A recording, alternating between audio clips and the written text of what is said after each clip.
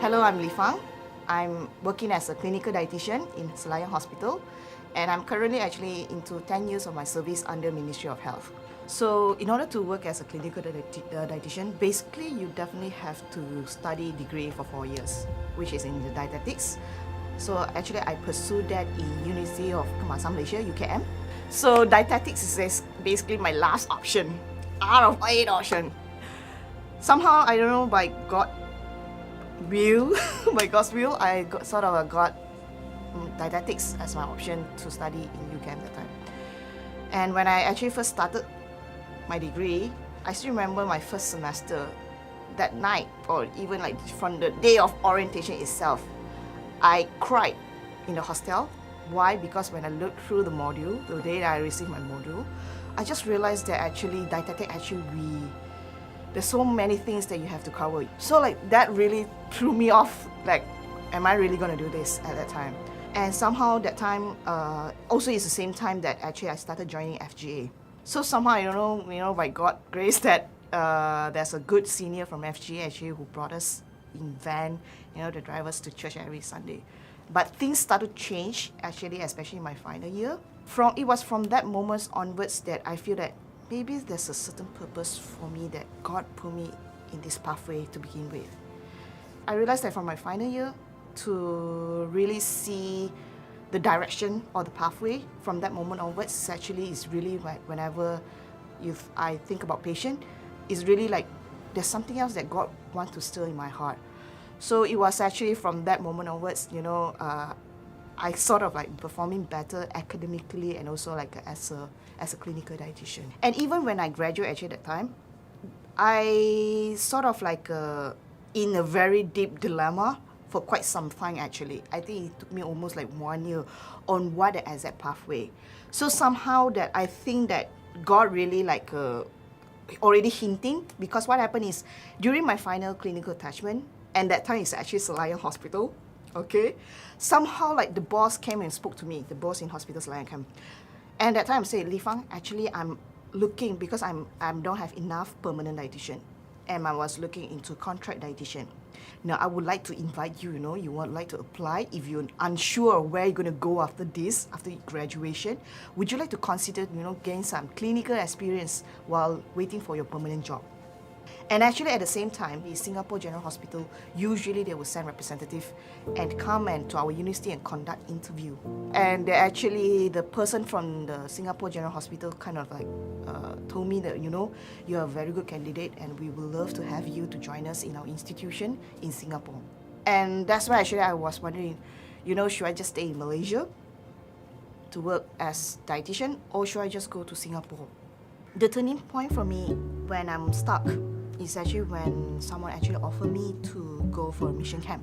It was during that camp actually, for the first time I feel that I really have a committed and dedicated time with God. And it was during that camp actually, frankly speaking, that God showed me the vision, and God sent someone to spoke to me during that prayer that and it was the person who actually prayed for me, who would enlighten me, would tell me, Define, you might be where God wants you to be right now. And I think that's revelation itself, it sort of lifted some stone or some burden in my heart, and it was from that moment onward I find peace, that maybe I'm already walking the pathway that God wants me to walk.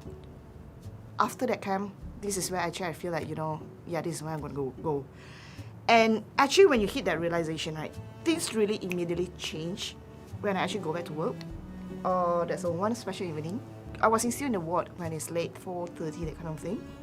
God was telling me, and I know it's definitely from God, because why? Because 4:30, there's some thought in my mind, Fang, go to the ward and smile to the patient. And it's definitely not from me, because 4:30, you're ready to go down, go back. You're not going to stay in the ward anymore.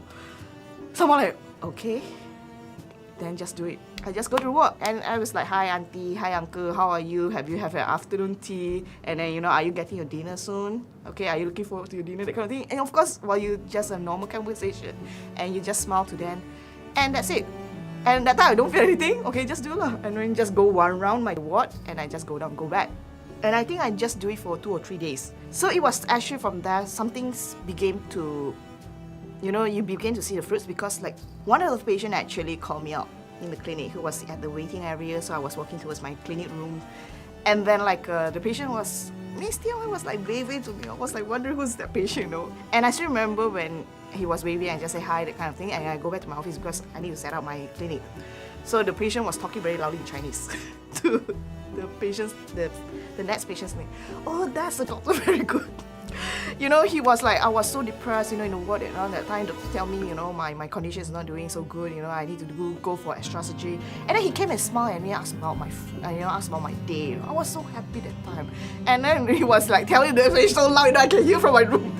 And I was like, okay. I didn't realize, the few days that actually I went around in the ward, it actually touched some of my patients. I didn't realize until a few weeks later, the patient actually shared it with another patient. And it's just quite coincidence. I heard that thing, was like, whoa. I was like, okay, I want to do more. So this is actually the feeling of wanting to do more in where I work. After a few years I work in, actually, I went into doing my master's. So I actually do my master's in kidney nutrition, and I got it. Wherever I go right now, frankly speaking, at the end of the day, I feel that the most rewardful, or the most things that keep me going right now, and I feel that this is the right way, is actually like God actually has been sending a lot of opportunity, a lot of people into my life at the moment, and telling me, Li Fang, you're doing a good job. There's a lot of opportunities that open to me to continue to improve myself in this same field. So I feel like, yeah, there's a lot of things that God actually has built up. You just have to walk and just faithfully just obey whatever God put me the way that I'm working right now. From my journey, there's some things that I've learned that you might want to think about. So I think the first question that you want to ask yourself is actually, is there something that actually stir in your heart? Because those can be some the hints that God was trying to knock at the door, and to come out of your comfort zone. And of course, the second question you're going to ask is actually, how you're going to listen to God's calling. Because frankly speaking, there's a lot of needs that we want.